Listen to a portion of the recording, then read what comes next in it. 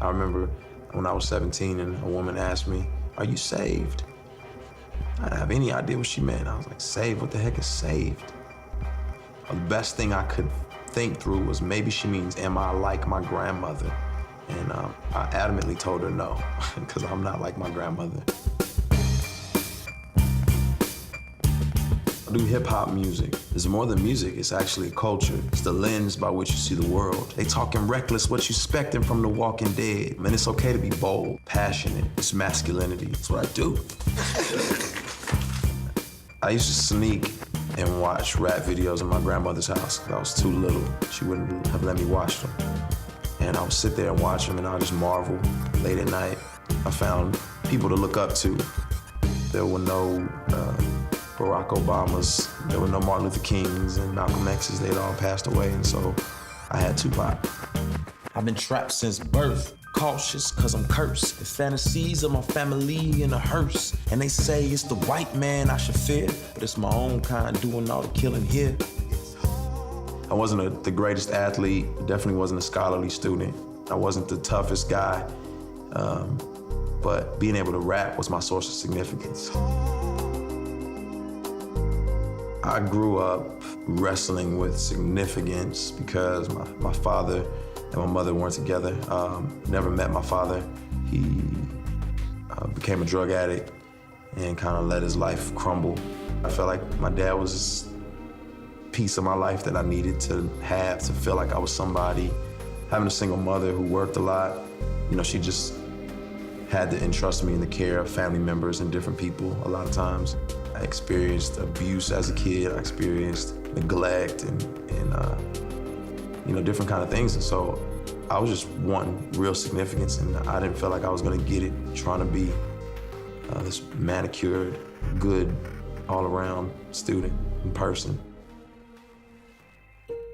The people I looked up to were gangsters. You know, my uncle, I remember him, you know, showing me a gun, and I just wanted to be like those guys. So I took a BB gun and stood in the middle of the street and pointed it at a car, and just saw the lady panic and freak out. And for me, that was just fun. I didn't have anything to do.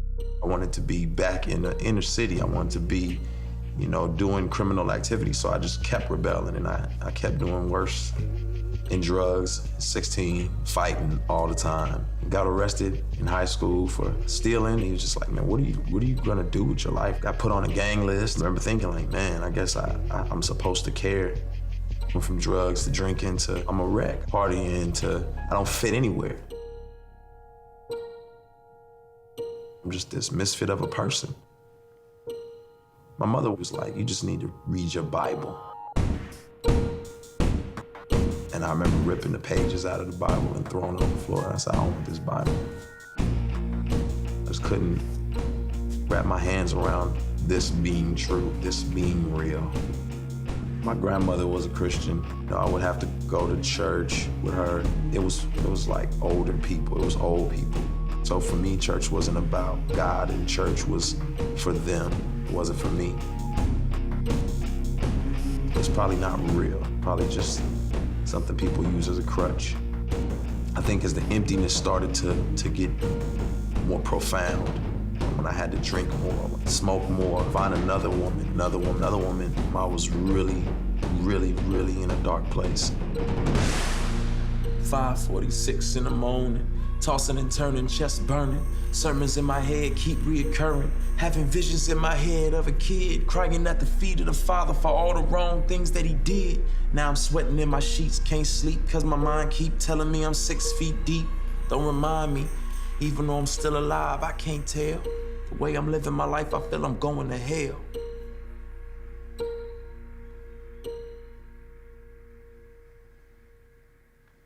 I got invited by a friend to a conference, and you know, I'm really just more excited about being in a big city. I'm more excited about there being girls. I'm more excited about just what the city brings. I'm not really concerned about the conference. So I get to the conference, and I see guys who have been shot from being in gangs. I see, you know, girls who were extremely promiscuous in the past. I see rappers. I see dancers. I see singers. I see people who came from the same background I came from, and they still embodied who they were culturally, but they were all in love with Jesus. And I'd never seen that before. And then I saw another group, and they were sold out for Jesus, and they were rapping, and you heard about it in their songs, and I was just like, what in the world? And as I listened to the lyrics, I was like, man, I don't know this. I don't understand this God they're talking about. And then finally, someone got up and said, do you know you've been bought with a price? And he told me the story of Jesus on Golgotha and him carrying the cross and him bearing all of my sin, all of my lying, all of my cheating, all of my escapades, all of my drinking and drugging, and put it on his own back. And he said, I was bought with a price.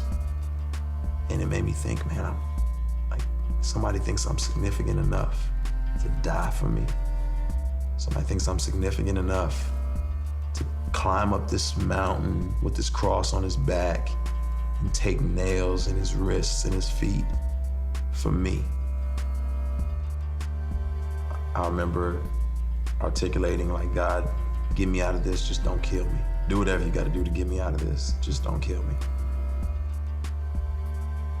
I was driving down the highway and I turned too quick and lost control of the wheel.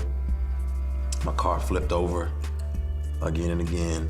The roof caved in, windshield caved in, no seatbelt, glass everywhere. My glasses that I had on were molded like kind of into the frame of the car, and I didn't have a scratch. That was it. I said, I get it. Called up my friends who I knew were living for Jesus, and I said, we gotta make this happen.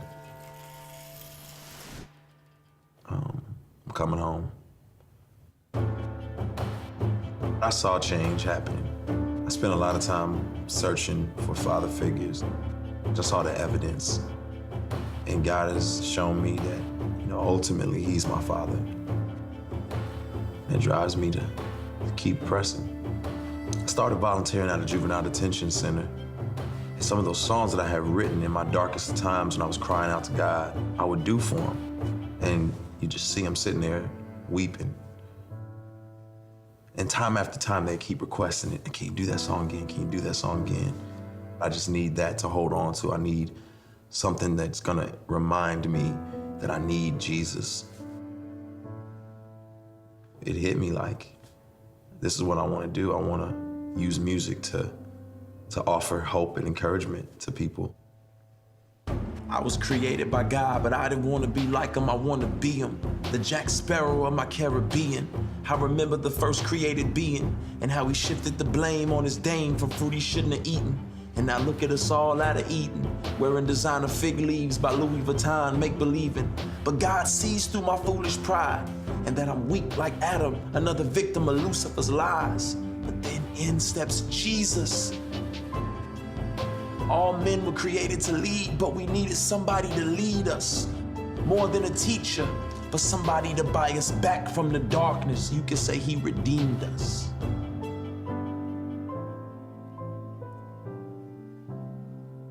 I've learned to stay close to my source of significance, to my source of worth, and that's God. My name is Lecrae, and I am second.